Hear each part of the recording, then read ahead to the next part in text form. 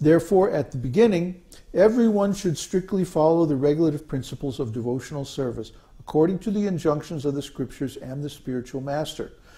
Only after the stage of liberation from material contamination can one actually aspire to follow in the footsteps of the devotees of Vrindavan. See, I told you. I told you. Didn't I tell you? Yeah. It is said by Sri Rupa Goswami, when one is actually liberated from material contamination, he can always remember an eternal devotee in Vrindavan in order to love Krishna in the same capacity. And developing such an aptitude, one will always live in Vrindavan, even within his mind.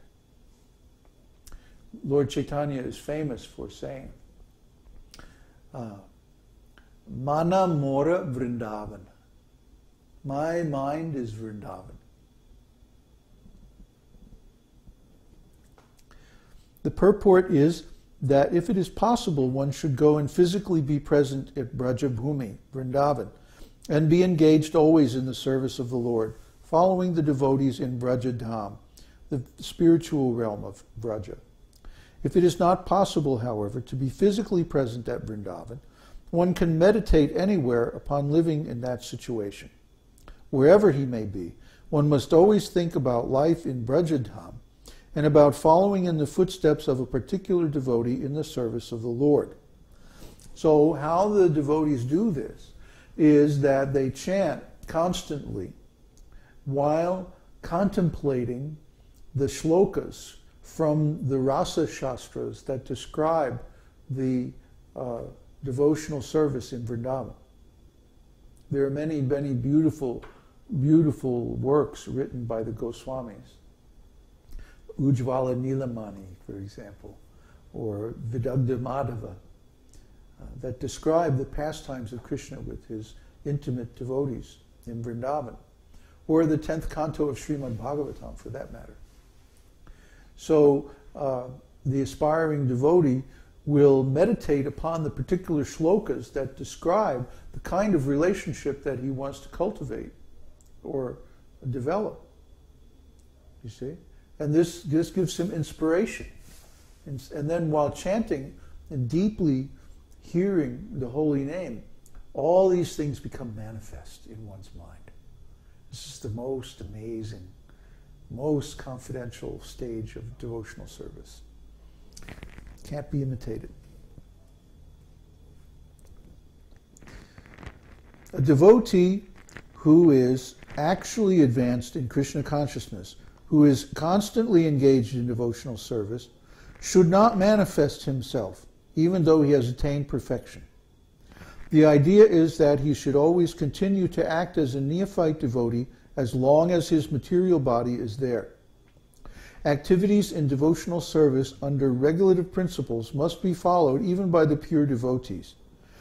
But when he realizes his actual position in relationship with the Lord, he can, along with discharging regulative service, think within himself of the Lord under the guidance of a particular associate of the Lord and develop his transcendental sentiments in following that associate. So, in other words, you don't see the really advanced devotees like wearing saris, and imitating the gopis, or putting on the dress of a cowherd boy and going, imitating Krishna's pastimes with the cowherd boys. Or, you don't see them trying to manifest this in their external activities. That is known as sahaja. Sahaja means someone who takes this advanced devotional service as a very cheap thing, who simply thinks that the material body can actually manifest spiritual activities, which it can't. With the material body, we can perform regulative service only. The spontaneous service is actually performed with the spiritual body directly. But of course, that is not visible externally.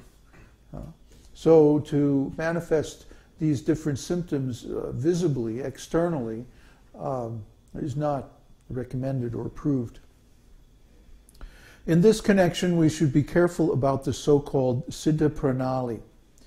The Siddha Pranali process is followed by a class of men who are not very authorized and who have manufactured their own way of devotional service. They imagine that they have become associates of the Lord simply by thinking of themselves like that. This external behavior is not at all according to the regulative principles. The so-called Siddha Pranali process is followed by the Prakrita Sahajya, a pseudo-sect of so-called Vaishnavas. In the opinion of Rupa Goswami, such activities are simply disturbances to the standard way of devotional service. Now, some people argue that Bhakti Vinod Thakur received Siddha Pranali from his instructing guru, his Shiksha guru, Bipin Bihari Goswami. And this is true, this is a fact. And it's also a fact that Bhakti Vinod gave Siddha Pranali to one of his sons, but he did not give it to his other son, Bhakti Siddhanta Saraswati Thakur. He gave it to his other son, but he didn't give it to Bhakti Siddhanta. And the reason for this is that